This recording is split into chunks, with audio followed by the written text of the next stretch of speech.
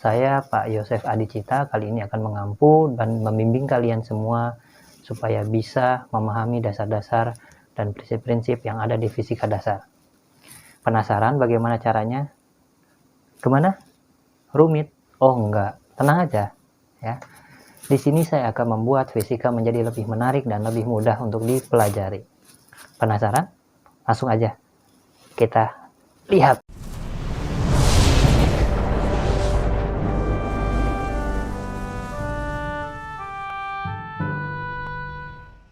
Oke, selamat datang di kelas saya. Sebelum kita mulai materi pembelajaran, saya akan menjelaskan RPS dari mata kuliah ini ya. Apa itu RPS? RPS adalah rencana pembelajaran 1 semester ke depan ya. Jadi supaya teman-teman tahu 1 semester ke depan tuh kita mau ngapain aja, gitu ya. Oke, secara singkat, tujuan pembelajaran dan capaian dari mata kuliah ini adalah mahasiswa mampu memahami dan menerapkan prinsip dan konsep dasar dari semua fisika dasar yang ada dalam kehidupan sehari-hari ya. Jadi kehidupan kita nih secara sederhana sebenarnya bisa dijabarkan dengan fisika gitu ya.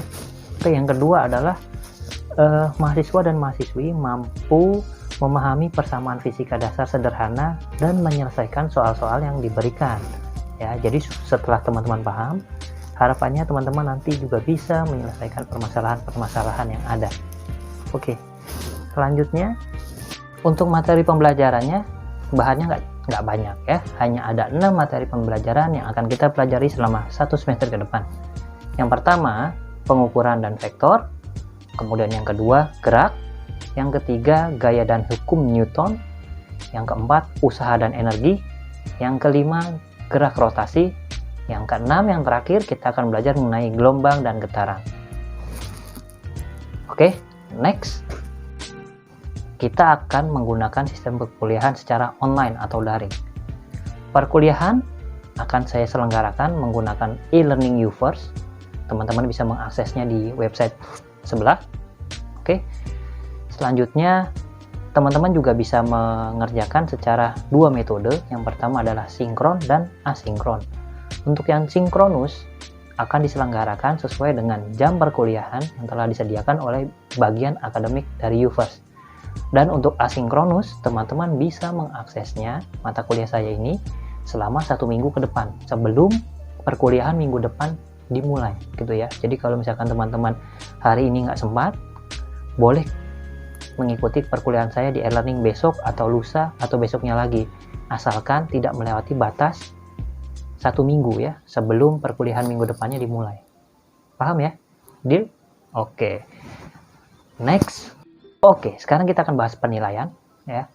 Di sini teman-teman saya harap paham ya, supaya nanti nggak ada pertanyaan lagi, Pak, bagaimana sistem penilaian? Nilai saya berapa? Kenapa saya bisa dapat nilai begini? Nggak boleh lagi ya. Di sini kita akan sepakati bersama-sama sebagai kontrak kuliah bahwa saya akan mengambil 3 nilai tugas dan 2 nilai ujian. Nilai tugas pertama bobotnya 15%, nilai tugas kedua bobotnya 15%, dan nilai tugas ketiga adalah 20%. Kenapa dia lebih besar? Karena dia adalah rata-rata dari PR atau tugas rumah yang akan saya berikan kepada teman-teman. Jadi kalau teman-teman saya kasih PR, dikerjakan yang baik. Karena apa? Bobotnya besar loh ya, bisa menyelamatkan nilai kalian. Oke. Untuk tugas pertama, biasanya akan saya gunakan kuis, dan tugas kedua juga akan saya menggunakan kuis. Kuis di sini saya biasanya menyelenggarakan setiap sebelum ujian tengah semester dan sebelum ujian akhir semester. Deal ya? Oke deh. Saya yakin kalian udah gak sabar. Selanjutnya adalah UTS. UTS bobotnya 25% dan UAS bobotnya 25%. Jadi jangan lewatkan kesempatan kalian dapat nilai bagus di mata pelajaran fisika dasar. Next. Oke, berikut ini adalah buku referensi yang saya pakai. Banyak ya, apalagi hitungan semua, nggak perlu gitu ya. Kalau teman-teman pusing dan malas bacanya, nggak perlu dibaca ya. Yang penting teman-teman ikuti saja kuliah saya dan kerjakan soalnya, dijamin pasti bisa. Kita mulai perkuliahan kita dengan materi yang pertama. Untuk minggu pertama ini saya akan menggunakan materi pengukuran ya. Jadi sebelum kita masuk ke vektor, kita pahami dulu pengukuran, karena pengukuran ini adalah dasar ya. Sebenarnya materi ini ada juga di matematika dasar gitu ya, tapi di sini saya akan merefresh kembali sedikit, kemudian akan saya bawa ke ranah fisika. Nah, jadi pengukuran itu ada pengukuran matematis dan ada pengukuran fisik ya, fisika. Nah, di sini saya akan bahas standar satuan ukur yang biasa digunakan dalam mata pelajaran fisika. Oke, langsung saja. Satuan internasional dan standar internasional. Apa itu satuan dan standar internasional? Atau kita bisa singkat dengan SI. Dan kenapa kita membutuhkan satuan dan standar? Oke, akan saya jelaskan. SI adalah bentuk modern dari sistem metrik dan saat ini menjadi sistem pengukuran yang paling umum digunakan. Sistem ini terdiri dari sebuah sistem satuan yang koheren dan biasanya terdiri dari 7 satuan dasar, yaitu detik, meter, kilogram, ampere, kelvin, mol, dan kandela ya. Biasanya terdiri dari 7 satuan dasar itu. Nah, sistem ini juga memiliki yang namanya satuan turunan dan jumlahnya ada 22 loh teman-teman. Banyak kan? Oke. Seperti contohnya untuk yang turunan ya, ada lumens, ada watt, dan besaran umum lainnya. Oke. Di sebelah adalah tabel mengenai satuan dasar secara internasional ya. Jadi the International System of Units bahasa Inggrisnya atau SI ya. Nah, di sini ada kilogram dengan singkatannya kita biasa dengan sebut kg ya, meter, m, second atau detik kita bisa singkat dengan S, kemudian ampere dengan A besar, kelvin ya untuk suhu biasanya dengan K besar, kemudian mol, kemudian ada kandela ya, dan teman-teman bisa silahkan pelajari di PPT yang saya berikan di e-learning. Oke, saya lanjut lagi ke satuan turunannya ya. Seperti yang saya bilang tadi, turunannya ada banyak ya. Kenapa bisa banyak? Karena dia merupakan gabungan dari rumus-rumus satuan dasar ya. Dia menghasilkan satuan turunan. Ada radian yang biasa digunakan untuk sudut ya di bidang datar, kemudian ada hertz yang biasa digunakan untuk frekuensi, kemudian ada newton, ada pascal, joule, watt, coulomb, volt, farad, ohm untuk hambatan dan macam-macam gitu ya. Ini biasanya nanti akan teman-teman temukan di listrik ya, kayak ohm, watt, coulomb, joule gitu ya. Oke, saya lanjut lagi. Ini juga masih contoh satuan turunan yang koheren dengan satuan dasar ya. Ini biasanya juga hasil perhitungan dari satuan-satuan dasar seperti meter persegi ya, karena dia meter kali meter akhirnya jadi meter persegi.